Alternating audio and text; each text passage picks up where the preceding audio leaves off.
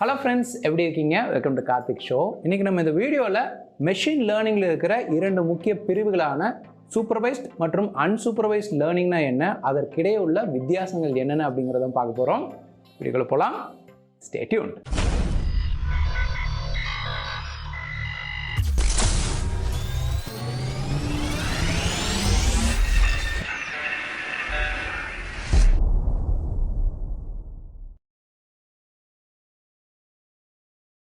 Welcome back. மனிதனை போல ஒரு இயந்திரத்துக்கு சிந்தனை திறனை கொடுக்கும் முயற்சி தான் ஆர்டிஃபிஷியல் இன்டெலிஜென்ஸ். இந்த ஆர்டிஃபிஷியல் இன்டெலிஜென்ஸை செயல்முறைப்படுத்துறதுக்கு பல வழிகள் இருக்கு. அதுல ஒன்று தான் மெஷின் லேர்னிங். எண்ணற்ற தகவல்களை கொண்டு ஒரு இயந்திரத்தின் சிந்தனை மற்றும் செயல்திறனை அதிகரிக்கிறது மெஷின் லேர்னிங். இந்த மெஷின் லேர்னிங்கை இம்ப்ளிமெண்ட் பண்ணுறது நிறைய அப்ரோச்சஸ் இருக்குது. அது நம்ம ப்ராடாக ரெண்டு கேட்டகரியாக பிரிக்கலாம். ஒன்று சூப்பர்வைஸ்ட் லேர்னிங், இன்னொன்று அன்சூப்பர்வைஸ்ட் லேர்னிங். சூப்பர்வைஸ்ட் லேர்னிங் அப்படின்னு நம்ம சொல்லும்போது நம்ம கம்ப்யூட்டருக்கு எண்ணற்ற தகவல்களை ஃபீட் பண்ணும்போது அந்த தகவல்களுக்கு நம்ம பேரிட்டு ஃபீட் பண்ணுவோம். அதாவது லேபிளிங் த டேட்டா அப்படின்னு சொல்லுவாங்க. புரியுற மாதிரி சொல்லணும்னா, இப்போ நம்ம ஒரு தகவல் கொடுக்கணும், அந்த தகவலுக்கான பொருள் இதுதான் அப்படின்னு நம்ம லேபிள் பண்ணி அந்த டேட்டாவை கம்ப்யூட்டருக்கு ஃபீட் பண்ணுவோம். அப்படி ஃபீட் செய்யப்பட்ட டேட்டாவை கம்ப்யூட்டர் மெஷின் லேர்னிங்க்கு பயன்படுத்திக்கும். இதில் நம்மளோட மேற்பார்வை அதிகமாக இருக்கும். அதாவது நம்ம தான் இந்த தகவலுக்கு இது பதில், அதாவது இந்த தகவலுக்கு இந்த பொருள் அப்படின்னு லேபிள் பண்ணி நம்ம கம்ப்யூட்டருக்கு ஃபீட் பண்ணுவோம். நம்மளோட மேற்பார்வை இந்த மெஷின் லேர்னிங்க்கு அதிகமாக இருக்கிறதுனால இதை சூப்பர்வைஸ்ட் லேர்னிங் அப்படின்னு சொல்லுவாங்க. சூப்பர்வைஸ்ட்னு என்ன? ஒருத்தர் மேற்பார்வையிடுறது. அந்த ஒருத்தர் அப்படிங்கிறது மனிதர்கள் டேட்டா லேபிள் பண்ணி ஃபீட் பண்ணுவாங்க. இந்த மாதிரி சூப்பர்வைஸ்ட் மெஷின் லேர்னிங்கை செயல்படுத்தும் முறைகளை அல்காரிதம்ஸ் அப்படின்னு சொல்லுவாங்க. நம்ம சூப்பர்வைஸ்ட் லேர்னிங்கை பொறுத்தவரை இந்த அல்காரிதம் ரெண்டு வகையாக பிரிக்கலாம். ஒன்று கிளாசிஃபிகேஷன் அல்காரிதம், இன்னொன்று ரெக்ரெஷன் அல்காரிதம். அது என்னென்ன அப்படிங்கிறத எடுத்துக்காட்டோட பார்க்கலாம். இப்போ நம்ம கிளாசிஃபிகேஷன் அல்காரிதம் பற்றி பார்க்கலாம். எடுத்துக்காட்டுக்கு, நான் கம்ப்யூட்டருக்கு ஒரு ஃப்ரூட்டோட ஃபோட்டோவை கொடுத்தேன்னா அது என்ன ஃப்ரூட் அப்படின்னு கம்ப்யூட்டர் கண்டுபிடிக்கணும். அதற்கு நான் மிஷின் லேர்னிங்கை இம்ப்ளிமெண்ட் பண்ணணும். இந்த மாதிரி விஷயங்களுக்கெல்லாம் நம்ம கிளாசிஃபிகேஷன் அல்காரிதமை பயன்படுத்தலாம். கிளாசிஃபிகேஷன் என்ன? வகைப்படுத்துறது. இப்போ நான் என்ன பண்ணுவேன்னா, நிறைய ஆப்பிள் ஃபோட்டோஸாக கம்ப்யூட்டருக்கு நான் ஃபீட் பண்ணுவேன். விதவிதமான ஆப்பிள் ஃபோட்டோஸ். அந்த ஆப்பிள் ஃபோட்டோஸில் ஃபீட் பண்ணும்போது இந்த ஃபோட்டோவுக்கு உள்ள ஃப்ரூட் ஆப்பிள் அப்படின்னு லேபிள் பண்ணி அந்த டேட்டாவையும் கம்ப்யூட்டருக்கு ஃபீட் பண்ணுவேன். ஓகேவா? அதே மாதிரி நிறைய ஆரஞ்சு பழங்களோட ஃபோட்டோவாக கம்ப்யூட்டர் ஃபீட் பண்ணுவேன். கூடவே அந்த ஃபோட்டோவுக்கு பக்கத்தில் இதை இந்த ஃபோட்டோவில் இருக்கிற ஃப்ரூட்டோட பேர் ஆரஞ்சு அப்படிங்கிறத லேபிள் பண்ணி நான் கம்ப்யூட்டருக்கு ஃபீட் பண்ணுவேன். இந்த மாதிரி நிறைய வகையான பழங்களின் ஃபோட்டோவையும் ஃபீட் பண்ணுவேன். கூடவே இந்த ஃபோட்டோவில் இருக்கிற பழம் என்ன அப்படிங்கிற தகவலையும் லேபிள் பண்ணி நான் ஃபீட் பண்ணுவேன். ஸோ இது தான் நம்ம லேபிளிங் ஆஃப் டேட்டா அப்படின்னு சொல்லுவோம். இது சூப்பர்வைஸ்ட் லேர்னிங் வகையை சேரும். ஆனால் இங்கே நம்ம என்ன பண்ணுறோம்னா, கம்ப்யூட்டருக்கு ஏதோ ஒரு ஃப்ரூட்டோட ஃபோட்டோவை காட்டுவேன். அந்த ஃப்ரூட்டோட ஃபோட்டோவை பார்த்து இது என்ன ஃப்ரூட் அப்படின்னு வகைப்படுத்தி கம்ப்யூட்டர் என்கிட்ட சொல்லும். ஸோ இந்த மாதிரி வகைப்படுத்தும் விதத்தை உருவாக்கும் மெஷின் லேர்னிங் தான் கிளாசிஃபிகேஷன் அல்காரிதம் அப்படின்னு சொல்லுவாங்க. இந்த கிளாசிஃபிகேஷன் அல்காரிதம்லையும் பார்த்தீங்கன்னா ரெண்டு வகையாக சொல்லலாம். ஒன்று பைனரி கிளாசிஃபிகேஷன், இன்னொன்று மல்டி கிளாஸ் கிளாசிஃபிகேஷன் அப்படிம்பாங்க. இந்த பைனரி கிளாஸ் கிளாசிஃபிகேஷன் அப்படின்னு என்னென்னா, பைனரின்னா என்ன? ரெண்டு. ஸோ மெஷின் லேர்னிங் இம்ப்ளிமெண்ட் பண்ணும்போது அதன் பதிலாக நம்ம ரெண்டு வகையாக பிரிக்கணும் அப்படிங்கிறது பைனரி கிளாசிஃபிகேஷன். எடுத்துக்காட்டுக்கு, இப்போ நான் ஒரு இமெயிலாக மிஷினுக்கு கொடுப்பேன். அந்த இமெயில் நல்ல இமெயிலா இல்லை ஸ்பேம் இமெயிலா அப்படின்னு ரெண்டு வகையாக பிரிக்கணும். இந்த மாதிரி ஒரு யூஸ் கேஸ்க்கு நம்ம பைனரி கிளாசிஃபிகேஷன் பயன்படுத்தலாம். இதே மல்டி கிளாசிஃபிகேஷன் நம்ம முன்னாடி பார்த்தோம். அந்த ஆப்பிள் ஃபோட்டோ, ஆரஞ்சு ஃபோட்டோ, அந்த மாதிரி இன்னும் நிறைய ஃப்ரூட்ஸோட ஃபோட்டோ இருக்குன்னு வச்சுக்கோங்க. கிரேப்ஸ் ஃப்ரூட்டோட ஃபோட்டோ இருக்குது, அதுக்கப்புறம் கோவா, இந்த மாதிரி நிறைய ஃப்ரூட்ஸோட ஃபோட்டோஸை லேபிளும் நான் கம்ப்யூட்டர் ஃபீட் பண்ணிடுறேன். அதுக்கப்புறம் ஃபியூச்சரில் நான் எந்த ஃப்ரூட்டோட ஃபோட்டோ கொடுத்தாலுமே கம்ப்யூட்டர் இது என்ன ஃப்ரூட் அப்படின்னு கிளாஸிஃபை பண்ணணும். இதில் இரண்டுக்கும் மேற்பட்ட வகையான பழங்களை இது வகைப்படுத்தணும். இந்த மாதிரி இருக்கிறது மல்டி கிளாஸ் கிளாசிஃபிகேஷன் அப்படின்னு சொல்லலாம். இப்போ உங்களுக்கு இந்த கிளாசிஃபிகேஷன் அல்காரிதம் பற்றி புரிஞ்சிருக்கும்னு நினைக்கிறேன். சரி, இப்போ ரிக்ரெஷன் அல்காரிதம் அப்படின்னு என்னன்னு பார்க்கலாம். இப்போ நம்ம பல தகவல்களை கொண்டு, அதாவது பல பேராமீட்டர்ஸ் வச்சு நம்ம ஒரு விடையை கொண்டு வரணும். அதே சமயத்தில் அந்த விடை வகைப்படுத்தும் விதமாக இல்லாத பட்சத்தில் நம்ம அதை ரெக்ரெஷன் அல்காரிதம் அப்படின்னு சொல்லணும். எடுத்துக்காட்டுக்கு, இப்போது ஒரு நிறுவனத்தோட ஷேர் மார்க்கெட் ப்ரைஸ் எதிர்காலத்தில் எப்படி இருக்கும் அப்படிங்கிறத நிர்ணயிக்கிறது. அதுக்கப்புறம் ஒரு இடத்துல அடுத்த வாரத்தில் வானிலை எப்படி இருக்கும் அப்படிங்கிறத நிர்ணயிக்கிறது. இந்த மாதிரி விஷயங்களே நம்ம ரெக்ரெஷன் அல்காரிதம் பயன்படுத்தி செயல்படுத்தலாம். இப்போ ஷேர் மார்க்கெட் அப்படிங்கிறத பார்த்துட்டிங்கன்னா, ஒரு கம்பெனியோட ஷேர் மார்க்கெட் ப்ரைஸை நிர்ணயிக்கிறதுக்கு பல பேராமீட்டர்ஸ் கன்சிடர் பண்ணணும். அந்த கம்பெனியோட ஃபினான்ஷியல் பெர்ஃபார்மன்ஸ் எப்படி இருக்குது, அந்த கம்பெனியில் இருக்கிற ப்ராடக்ட்ஸோட டிமாண்ட் மக்களிடையே எப்படி இருக்குது, கம்பெனியோட ப்ராஃபிட் என்ன, இந்த மாதிரி இன்னும் பல விஷயங்களை கருத்தில் கொண்டு தான் வந்து ஒரு கம்பெனியோட ஷேர் ப்ரைஸ் வந்து நிர்ணயிக்கப்படுது. அதே மாதிரி இந்த வானிலை அப்படிங்கிறத பார்த்துட்டோம்னா பல விதமான ஃபேக்டர்ஸ், அதாவது சூரிய வெளிச்சம் எப்படி இருக்கும், அங்கே இருக்கிற காற்றழுத்தம் எப்படி இருக்கும், அதுக்கப்புறம் அங்கே இருக்கிற ஹியூமிடிட்டி என்ன, இந்த மாதிரி பல விஷயங்களை வந்து கருத்தில் கொண்டு தான் ஒரு இடத்தோட வானிலையும் நிர்ணயிக்கப்படுது. இந்த மாதிரி பல விஷயங்களை கருத்தில் கொண்டு அதை வச்சு நம்ம வந்து ஒரு விடையை கொண்டு வரணும் அப்படிங்கிற பட்சத்தில் வந்து நம்ம இந்த ரெக்ரெஷன் அல்காரிதமை பயன்படுத்தலாம். இந்த ரெக்ரெஷன் அல்காரிதம் பயன்படுத்தும் பொழுது நம்ம ஏற்கனவே வந்து ஓகே இந்த காலகட்டத்தில் இந்த மாதிரி ஒரு கம்பெனி பெர்ஃபார்ம் பண்ணி அதோட ப்ராஃபிட் இந்த மாதிரி இருந்து அந்த சமயத்தில் மக்களோட டிமாண்ட் வந்து இருந்தப்போ அந்த கம்பெனி ஷேர் மார்க்கெட் ப்ரைஸ் வந்து இவ்வளவு இருந்தது அப்படிங்கிற பழைய தகவல்கள் எல்லாம் நம்ம வந்து டேட்டாவாக கம்ப்யூட்டருக்கு ஃபீட் பண்ணுவோம். அதை வச்சுக்கிட்டு கம்ப்யூட்டர் என்ன பண்ணுவோம், ஃப்யூச்சரில் இதே மாதிரி வந்ததுன்னா இந்த கம்பெனியோட ஷேர் ப்ரைஸ் இப்படி தான் இருக்கும் அப்படிங்கிறத ப்ரெடிக்ட் பண்ணி சொல்லும். அதே மாதிரி தான் இது வரைக்கும் வானிலை வந்து எப்படிலாம் மாறி இருக்குது, அந்த சமயத்தில் இப்போது சூரிய வெளிச்சம் எப்படி இருந்தது, அந்த சமயத்தில் வந்து ஹியூமிடிட்டி எப்படி இருந்தது, அந்த சமயத்தில் காற்றழுத்தம் எப்படி இருந்தது அப்படிங்கிற விதவிதமான தகவல்களை வந்து கம்ப்யூட்டருக்கு ஏற்கனவே நம்ம ஃபீட் பண்ணி அதை வச்சுட்டு ஃப்யூச்சரில் அடுத்த வருஷத்தில் இதே நாளில் எப்படி இருக்க வாய்ப்பு இருக்குது அப்படிங்கிறத கம்ப்யூட்டர் ப்ரெடிக்ட் பண்ணும். இதெல்லாம் தான் வந்து ரெக்ரெஷன் அல்காரிதம்களுக்கான சில எடுத்துக்காட்டுகள். சரி, இது வரைக்கும் நம்ம சூப்பர்வைஸ் லேர்னிங் பற்றி பார்த்தோம். இனி வந்து அன்சூப்பர்வைஸ் லேர்னிங் அப்படின்னு என்னென்னு பார்க்கலாம். இப்போது நம்ம முன்னாடி பார்த்த எடுத்துக்காட்டில் நிறைய ஆப்பிள் படத்தோட புகைப்படங்களை அனுப்பும்போது இது ஆப்பிள் அப்படின்னு நம்ம டேட்டா வந்து லேபிள் பண்ணி ஃபீட் பண்ணோம். அதே மாதிரி நிறைய ஆரஞ்சு ஃப்ரூட்ஸோட ஃபோட்டோஸை கம்ப்யூட்டர் ஃபீட் பண்ணும்போது இது ஆரஞ்சு அப்படின்னு லேபிள் பண்ணி ஃபீட் பண்ணோம்.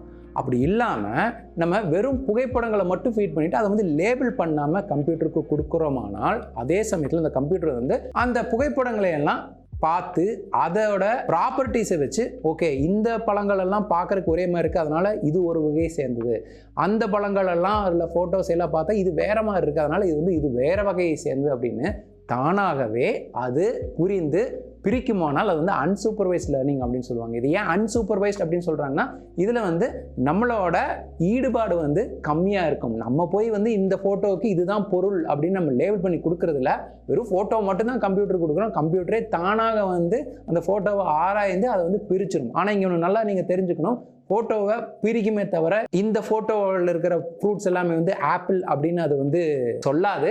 ஆனால் இந்த ஃப்ரூட்ஸ் எல்லாம் வந்து பார்க்குறக்கு ஒரே மாதிரி இருக்குது, இது வேறொரு வகையான ஃப்ரூட் அப்படிங்கிறது மட்டும் பிரித்து கொடுக்கும். இது வந்து அன்சூப்பர்வைஸ்ட் லேர்னிங் அப்படின்னு சொல்லுவாங்க. அன்சூப்பர்வைஸ்ட் லேர்னிங்கில் இந்த மாதிரி வகைப்படுத்துறது மட்டுமல்லாமல் இன்னும் நிறைய டேட்டாவை நம்ம ஃபீட் பண்ணும்போது நமக்கு வந்து பார்க்கும்போது அந்த டேட்டாக்களுக்கு இடையே உள்ள ஒரு பேட்டர்ன்ஸ் வந்து தெரியாமல் இருக்கலாம், வந்து ஹிடன் பேட்டர்ன்ஸ் அப்படின்னு சொல்லலாம். ஆனால் அந்த கம்ப்யூட்டர் வந்து அன்சூப்பர்வைஸ்ட் மிஷின் லேர்னிங் மூலிமா நமக்கே தெரியாத ஆச்சரியப்படக்கூடிய பேட்டர்ன்ஸ் எல்லாம் கண்டுபிடிச்சு ஓகே இந்த தகவல் எல்லாம் வந்து இந்த மாதிரி பிரிக்கலாம் அப்படிங்கிறத வகைப்படுத்தி நமக்கு கொடுக்கும். அந்தளவு பவர்ஃபுல்லானது தான் அன்சூப்பர்வைஸ்ட் லேர்னிங். இந்த அன்சூப்பர்வைஸ்ட் லேர்னிங் வந்து நம்ம 3 வகையை பிரிக்கலாம். ஒன்று வந்து கிளஸ்டரிங், ரெண்டாவது அசோசியேஷன், மூணாவது டைமென்ஷனாலிட்டி ரிடக்ஷன். கிளஸ்டரிங் அப்படின்னு சொல்லும்போது அது வந்து வகைப்படுத்துறது. நம்ம முன்னாடி பார்த்தோம் பார்த்தீங்களா, நிறைய பழங்களோட ஃபோட்டோஸ் எல்லாம் கொடுத்து ஆட்டோமேட்டிக்காக கம்ப்யூட்டர் வந்து இந்த பழங்களோட ஃபோட்டோஸை வச்சு மட்டும் பல வகையான பழங்களாக பிரிக்கும் அப்படின்னு பார்த்தோம் பார்த்தீங்களா, அதை வந்து கிளஸ்டரிங் அப்படின்னு சொல்லுவாங்க. கிளஸ்டரிங் அப்படிங்கிறதும் ஒரு வகையான கிளாசிஃபிகேஷன் தான், ஆனால் அது வந்து அன்சூப்பர்வைஸ்ட் லேர்னிங் அப்படிங்கிற கேட்டகரியில் வரும். அதுக்கப்புறம் இந்த அசோசியேஷன் அப்படின்னு என்ன பார்த்தீங்கன்னா, ஒரு பொருளை சார்ந்து இன்னொரு பொருள் வந்து மாறுறது வந்து அசோசியேஷன். அசோசியேஷன் ரெண்டுக்கு இடையே உள்ள சம்பந்தம், அது வந்து அசோசியேஷன் அப்படின்னு சொல்லுவாங்க. அப்படி இருக்கிற தகவல்கள் எல்லாம் வந்து நம்ம அசோசியேஷன் அல்காரிதம்ல பயன்படுத்தலாம். புரியுற மாதிரி சொல்லணும்னா, இப்போ ஒரு நிறுவனம் வந்து ஒரு சூப்பர் மார்க்கெட்னு வச்சுக்கோம், அது வந்து தங்களோட கஸ்டமர்ஸ் வந்து என்னென்னலாம் பொருள் வாங்கியிருக்காங்க அப்படிங்கிற டேட்டாவை எல்லாம் சேகரிக்கிறாங்க. சேகரித்து அதை ஆராயும் போது அவங்களுக்கு என்ன தெரியுதுன்னா, ஒரு கஸ்டமர் வந்து ஒரு பொருள் வாங்கும்போது கூடவே கண்டிப்பாக இன்னொரு பொருளையும் வாங்குவாங்க. அதாவது எடுத்துக்காட்டுக்கு ஒரு கஸ்டமர் வந்து பிரெட் வாங்கினாங்கன்னா கண்டிப்பாக கூடவே பட்டரும் வாங்குறாங்க அப்படிங்கிற அசோசியேஷன், அதாவது அவங்க சேகரித்த தகவல்கள் இருந்து அவங்க வந்து ஒரு இன்ஃபர்மேஷனை கேதர் பண்ணுறாங்க. அதே மாதிரி அவங்க என்ன பார்க்குறாங்க அப்படின்னா, இந்த கஸ்டமர்ஸ் எல்லாம் பார்த்தீங்கன்னா வருஷத்தில் இந்த ஒரு மாதத்தில் ஒரு பொருளை மட்டும் அதிகமாக வாங்குறாங்க அப்படிங்கிறத சேகரித்த தகவல் வச்சு கண்டுபிடிக்கிறாங்க. இந்த மாதிரி ஒரு விஷயத்தை சார்ந்து இன்னொரு விஷயம் இருக்கிறத வந்து அசோசியேஷன் அல்காரிதம் மூலமா நம்ம கண்டுபிடிக்க முடியும். இதுவே டைமென்ஷனாலிட்டி ரிடக்ஷன் அப்படின்னு என்னன்னு பார்த்தீங்கன்னா, இப்போ வந்து நம்ம வந்து ஒரு இடத்துல இருக்கிற வீடோட விலை எவ்வளவா இருக்கலாம் அப்படிங்கிறத நிர்ணயிக்கிற மாதிரி ஒரு மெஷின் லேர்னிங் அல்காரிதம் கண்டுபிடிக்கணும்னு வச்சுக்கலாம். இப்போ நம்ம எடுத்துக்காட்டு பிரகாரம் இந்த வீடுக்கு விலையை கண்டுபிடிக்கிறதுக்காக என்னென்ன தகவல்களை சேகரிக்கிறாங்கன்னா அந்த வீடோட ஸ்கொயர் ஃபீட் எவ்வளோ அப்படின்னு பார்க்குறாங்க. அந்த வீடு வந்து எவ்வளோ பழசு, அதாவது எத்தனை வருஷம் பழமையான வீடு அப்படிங்கிறது பார்க்குறாங்க. அதுக்கப்புறம் அந்த வீட்டில் எத்தனை மாடி இருக்குது அப்படிங்கிறத தகவலை சேகரிக்கிறாங்க. இந்த மாதிரி ஒவ்வொரு வகையான தகவலையும் நம்ம டைமென்ஷன் அப்படின்னு சொல்லலாம். ஸோ இந்த வீட்டோட விலையை நிர்ணயிக்கிறதுக்கு நம்ம 3 டைமென்ஷன் ஆஃப் இன்ஃபர்மேஷனை வாங்குகிறோம். அதாவது அந்த வீடோட ஸ்கொயர் ஃபீட் எவ்வளோ, அந்த வீடு வந்து எவ்வளோ பழமையானது, 3வது வீட்டில் எத்தனை மாடி இருக்குது அப்படின்னு. ஆனால் அந்த மிஷின் லேர்னிங் அல்காரிதம் இதை ஃபீட் பண்ணும்போது மிஷின் லேர்னிங் அல்காரிதம் என்ன கண்டுபிடிக்கிறதுனா, நீங்கள் அந்த 3 டைமென்ஷன் டேட்டாவை கொடுத்தாலுமே ஒரு வீட்டோட விலையை அதிகபட்சமாக நிர்ணயிக்கிறதுக்கு பயன்படுத்தப்படுற டைமென்ஷன் பார்த்தீங்கன்னா அந்த வீடோட ஸ்கொயர் ஃபீட் மட்டும்தான். இது வரைக்கும் நம்ம மற்ற டேட்டாவெல்லாம் நம்ம வாங்கியிருந்தாலுமே, அதாவது வீடோட எவ்வளோ வயசு, அந்த வீடோட எவ்வளோ மாடி இருக்குது அப்படிங்கிற தகவல் வாங்கியிருந்தாலுமே அதனால் வீடோட விலையில் எந்த ஒரு மாற்றம் வரதில்லை அப்படிங்கிறத அந்த கம்ப்யூட்டர் கண்டுபிடிச்சி நம்மகிட்ட என்ன சொல்லுதுன்னா, நீங்கள் வந்து அந்த 3 டைமென்ஷனில் டேட்டா வந்து தேவையில்லை, 1 டைமென்ஷன் அதாவது அந்த வீடோட ஸ்கொயர் ஃபீட் மட்டும் இருந்தால் போதும், அதை வச்சே என்னால் வீட்டோட விலை எவ்வளோன்னு சொல்ல முடியும் அப்படின்னு கண்டுபிடிச்சி நமக்கு சொல்லுதுன்னு வச்சுக்குவோம். இதை வந்து டைமென்ஷனாலிட்டி ரிடக்ஷன் அப்படின்னு சொல்லுவாங்க. அதாவது 3 டைமென்ஷன் டேட்டாவிலேருந்து 1 டைமென்ஷன் டேட்டா மட்டும் இருந்தால் போதும் அப்படின்னு நம்ம கம்ப்யூட்டர் வந்து நம்ம கொடுத்த தகவல் வச்சு கண்டுபிடிச்சு சொல்லுது. ஸோ அதனால் நம்ம என்ன பண்ணலாம்னா மற்ற 2 டைமென்ஷன் டேட்டாவை சேகரிக்கிறத நிறுத்திடலாம், ஃபீட் பண்ணுறதையும் நிறுத்திடலாம். இது வந்து டேட்டா கிளீனப் அப்படிங்கிறதுக்கு பயன்படுத்தப்படும். அதாவது நீங்கள் ஒரு மிஷின் லேர்னிங் மாடலை உருவாக்கும் போது எண்ணற்ற தகவல்களை வந்து சேகரித்து அதை மிஷினுக்கு ஃபீட் பண்ணுவீங்க. அப்படியே அந்த மிஷினுக்கு டேட்டா ஃபீட் பண்ண முடியாது, அதை கொஞ்சம் சுத்தப்படுத்தணும். அந்த சுத்தப்படுத்துறதுல ஒரு வகை வந்து இந்த டைமென்ஷனாலிட்டி ரிடக்ஷன் அல்காரிதம். இந்த அல்காரிதமை பயன்படுத்தி டேட்டா கிளீனப் பண்ணி மேலும் மற்ற மெஷின் லேர்னிங் ப்ராசஸ்க்கு நம்ம இந்த டேட்டாவை கொடுக்கலாம். ஸோ இந்த மாதிரி அன்சூப்பர்வைஸ்ட் லேர்னிங்கை வந்து நம்ம 3 வகையாக பிரிக்கலாம். கிளஸ்டரிங் அல்காரிதம், அசோசியேஷன் அல்காரிதம், அதுக்கப்புறம் டைமென்ஷனாலிட்டி ரிடக்ஷன். சூப்பர்வைஸ்ட் லேர்னிங் அப்புறம் அன்சூப்பர்வைஸ்ட் லேர்னிங் ரெண்டுமே வந்து மெஷின் லேர்னிங் மாடல்ஸை உருவாக்க பயன்படுத்தப்படும் வெவ்வேறு விதமான அல்காரிதம்ஸ். எங்கெல்லாம் நம்மளால் டேட்டா வந்து கிளாஸிஃபை பண்ணி லேபிள் செய்ய முடியுதோ அங்கெல்லாம் வந்து சூப்பர்வைஸ்ட் லேர்னிங் பயன்படுத்துவாங்க. எங்கெல்லாம் தகவல்களின் எண்ணிக்கை அதிகமாக இருந்து நம்மளால் லேபிள் பண்ண முடியல அப்படிங்கிற பட்சத்தில் அன்சூப்பர்வைஸ்ட் லேர்னிங்கை பயன்படுத்துவாங்க. சில நேரங்களில் பகுதி தகவல்கள் லேபிள் செய்யப்பட்டு பகுதி தகவல்கள் லேபிள் செய்யாமலும் டேட்டாவாக கம்ப்யூட்டர் ஃபீட் செய்யப்பட்டு மெஷின் லேர்னிங் இம்ப்ளிமெண்ட் பண்ணுவாங்க. அதை வந்து செமி சூப்பர்வைஸ்ட் மெஷின் லேர்னிங் அப்படின்னு சொல்லுவாங்க. இது வந்து சூப்பர்வைஸ்டும் இல்லாமல் அன்சூப்பர்வைஸ்டும் இல்லாமல் ரெண்டுக்கும் இடைப்பட்டு இருக்கும். ஸோ நம்ம இதுவரைக்கும் பார்த்த சூப்பர்வைஸ்ட் லேர்னிங், அன்சூப்பர்வைஸ்ட் லேர்னிங் இது எல்லாமே பார்த்திங்கன்னா நம்ம வந்து ரொம்ப டெக்னிக்கலாக போகாமல் மேலோட்டமாக புரிகிற மாதிரி எடுத்துக்காட்டோட ஒரு கதை மாதிரி சொன்னேன். இப்போ நீங்கள் வந்து மெஷின் லேர்னிங் பற்றி நான் டெக்னிக்கலாக நீங்கள் கற்றுக்கணும் அப்படின்னா வந்து கண்டிப்பாக உங்களுக்கு வந்து சில ப்ரோக்ராமிங் லாங்குவேஜ் தேவைப்படும். அதுலேயும் முக்கியமாக பைத்தான் அப்படிங்கிறது ரொம்ப முக்கியமான லாங்குவேஜ். அதோட ஃபவுண்டேஷனாக உங்களால் மெஷின் லேர்னிங்கை பண்ண முடியும்.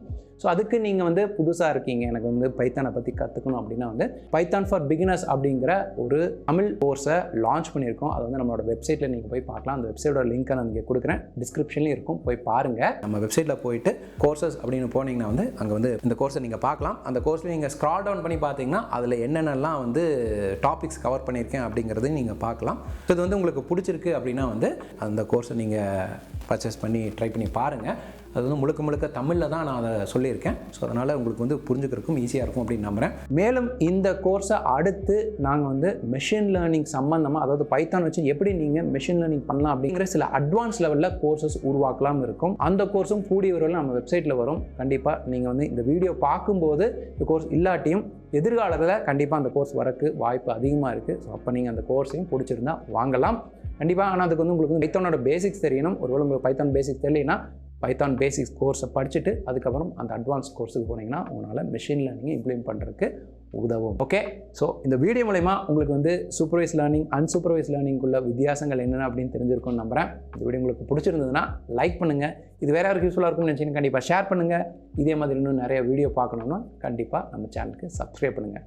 சொல்ல மறந்துட்டேன், இந்த வீடியோ பற்றி கருத்துக்கள் இருந்தால் கமெண்ட் பாக்ஸில் சொல்லுங்கள். இன்னும் நல்ல வீடியோ மறுபடியும் பார்க்குறேன். Karthik signing off. Bye.